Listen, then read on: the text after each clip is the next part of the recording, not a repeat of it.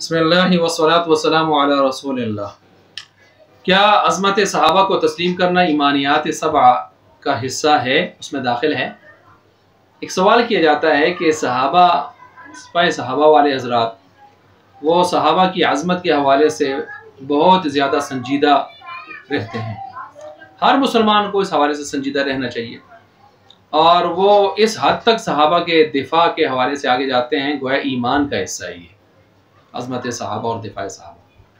तो उनकी तरफ से सवाल ये आता है, एतराज़ ये आता है कि ईमान मुफस्सल में आमन्तु बिल्लाहि व मलाइकतिहि व कुतुबिहि व रसूलिहि वल यौमिल आखिर वल क़द्रि खैरिही व शर्रिही मिनल्लाहि तआला वल बाति बअदल मौत, ये जो 7 ईमानियात हैं इसमें तो हमें सहाबा का जिक्र कहीं नज़र नहीं आता।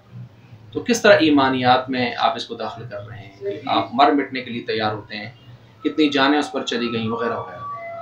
जवाब ये है कि भाई सहाबा इकराम की अज़मत और दिफा मुसलमान का शेवा है, मुसलमान के लिए एक ज़रूरी अमर है।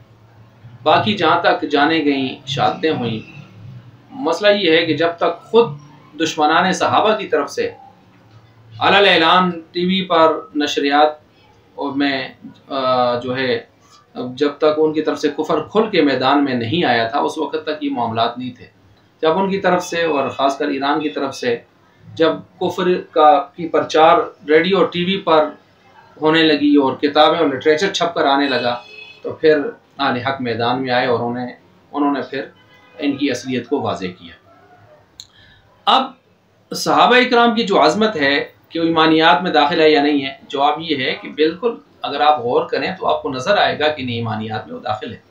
मिसाल के तौर पर हम जो कहते हैं हमारे अहले सुन्नत वल जमात के 100 से ऊपर अक़ायद हैं, तो ईमानियात सबा में तो ज़्यादा से ज़्यादा 7 अक़ीदे हैं, तो 100 से ऊपर कैसे अक़ीदे हो गए? जब आप अक़ीदा तहाविया पढ़ते हैं, अल-फ़िक़्हुल अकबर पढ़ते हैं, इस तरह की किताबें अहले सुन्नत के अक़ायद व नज़रियात पढ़ते हैं, तो आप सैकड़ों 105 यानी 100 से ऊपर आप अक़ायद व नज़रियात बताते हैं। तो अब वो कैसे बताते हैं? तो इसी तरह बताते हैं ना कि इन 7 को खोलते हैं आप। मसलन आखिरत पर ईमान इसमें आया है, तो आखिरत पर ईमान का क्या मतलब है? आखिरत में जो जो चीज़ें हैं सब पर ईमान। मसलन आखिरत में क्या है? बरज़ख उसका इब्तदाई पेश ख़ैमा है, वो भी आ रही है, और उसके कब्र के सवाल जवाब हैं, अज़ाब सवाब अज़ाब है, फिर उसके बाद कब्र से उठना है, हशर नशर है, फिर जन्नत दोज़ख है, और मीज़ान भी है उससे पहले, और हौज़ कौसर का सिलसिला भी है, और इस तरह के आखिरत के सारे मनाज़िर इसमें आ रहे हैं, शफ़ाअत भी है। ठीक है, तो ये सारी चीज़ें उसमें आ रही हैं। तो ये आप देखें आखिरत में ये सारे अलग अलग उसके ज़ेल में अक़ीदे बनाते चले जाते हैं, और जब हर एक अलग अक़ीदा की सूरत इख्तियार करता है तो आप 100 से ऊपर अपने अक़ायद व नज़रियात बयान करते हैं। अब मैं कहता हूँ कि सहाबा इकराम की अज़मत कुरान में बयान हुई है या नहीं हुई? व कुतुबिही, उसकी किताबों पर ईमान। किताबों में सय्यदुल कुतुब व सुहफ़ कौन सी किताब है? कुरान करीम।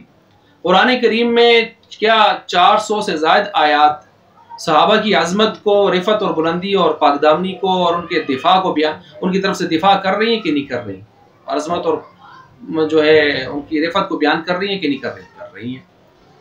तो जब कुरान की आयत बयान कर रही हैं उलाइकुमुर राशिदून, उलाइकुमुल फाइज़ून, उलाइकुमुल मुमिनून, उलाइकुमुल मुफ़लिहून, उलाइकुमुल मुमिनून हक़्क़ा, इस तरह की आयत अफ़ल्लाहु अन्हुम रज़ियल्लाहु अन्हुम, जब ये आयतें 400 से ज़ायद सहाबा की अज़मत को बयान कर रही हैं तो एक आयत का इनकार अगर कोई करे तो काफिर हो जाता है।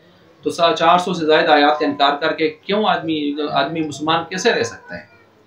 तो इस वजह से यूँ अक़ायद को, ईमानियात को समझने की ज़रूरत है कि इंसान इजमाल के साथ उसकी तफसील को भी ज़हन में रखे, तो फिर उसकी ये इश्काल और ये एतराज़ क्या हो जाता है? रफ़ा और दफ़ा हो जाता है।